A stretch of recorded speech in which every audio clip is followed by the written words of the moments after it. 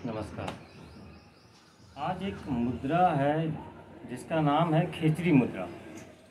आज हम लोग उसी का अभ्यास करेंगे।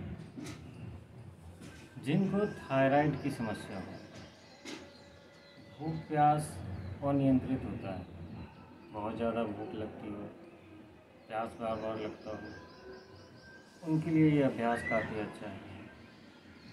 ये अभ्यास आपको ध्यान करने के इच्छुक उनके लिए काफ़ी आवश्यक है। हमारे दैनिक व्यवहार में सोच विचारों के कारण, तनाव के कारण जो प्राण का क्षय होता है,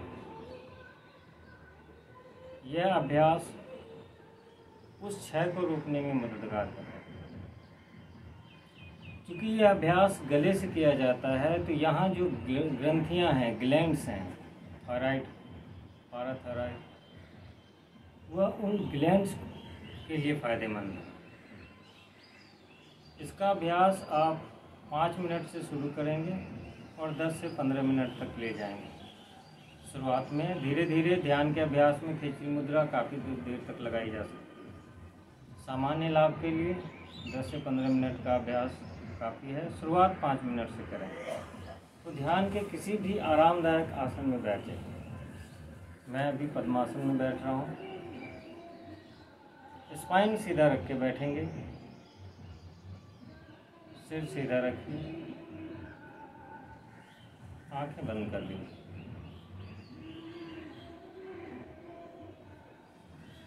बंद आँखों से अपने पूरे शरीर को देखें। धीरे धीरे मन को हर तरफ से समेट कर अपने शरीर की तरफ लाइए।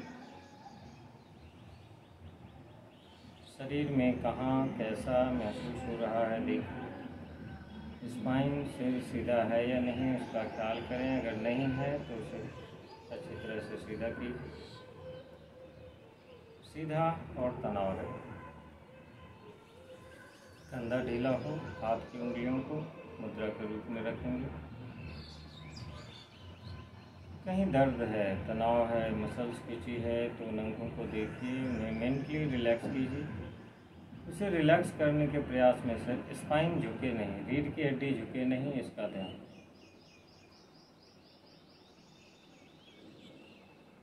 फिर ध्यान नाक पर लाइए। नासिका छिद्रों में सहज और स्वाभाविक श्वास का ध्यान। श्वास को अच्छी तरह से सामान्य होने दें।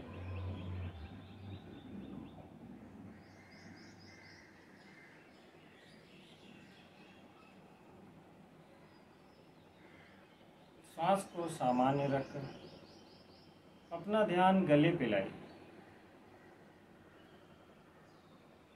जिस तरह से अभी तक श्वास का ख्याल नाक में कर रहे थे, अब गले में श्वास का ध्यान करें। श्वास कब अंदर जा रही है, बाहर निकल रही है, इस पर ध्यान दीजिए। अब उज्जाई प्राणायाम का अभ्यास शुरू करना है। इसमें जीभ को ऊपर की तरफ फोल्ड करके ऊपर से मोड़ते हुए जितना अंदर की तरफ मोड़ के रख सकते हैं रखें।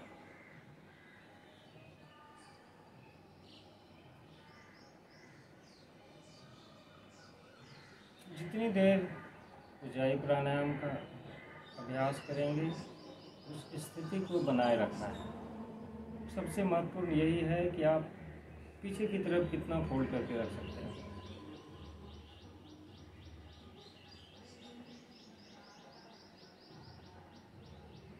गले पर ध्यान रखकर अब श्वास को धीरे धीरे लंबा गहरा कीजिए। नॉर्मल ब्रीदिंग में क्या होता है कि आप 15 से 20 बार, बहुत लोग श्वास लेते हैं छोड़ते हैं, अपने आप ऐसा होता है।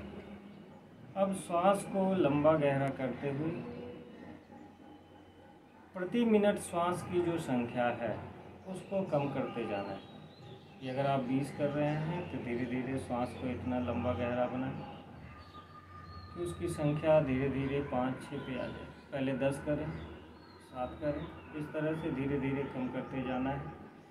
श्वास धीमी हो मगर लंबी गहरी हो, जीभ ऊपर की तरफ मुड़ा हुआ।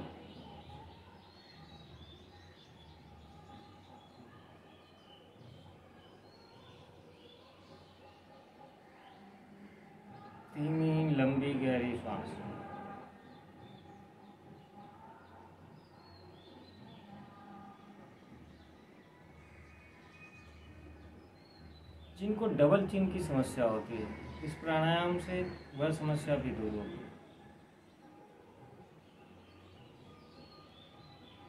बस सरल सा अभ्यास है। इस स्थिति को 5 मिनट तक करें, धीरे धीरे समय बढ़ाएं। आपका अवेयरनेस इस हिस्से के आसपास हो। इसमें मुंह, जीभ जो फोल्ड किया हुआ है वो, ग्लैंड्स,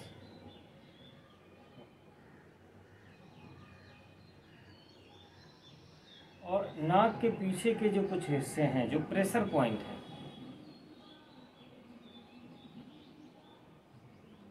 वह उन प्रेशर पॉइंट को भी उद्दीप्त करता है।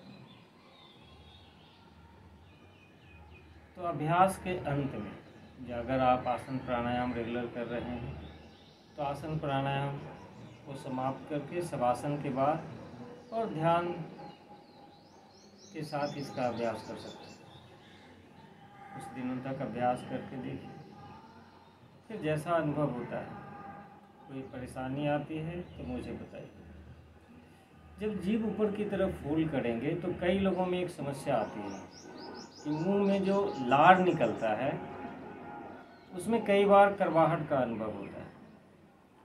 तो अगर इस मुद्रा में लार में कड़वेपन का स्वाद आता है तो आप अभ्यास को बंद कर दीजिए, मत कीजिए। क्योंकि कड़वेपन का मतलब है कि शरीर में टॉक्सिन्स हैं, विषैले तत्व हैं।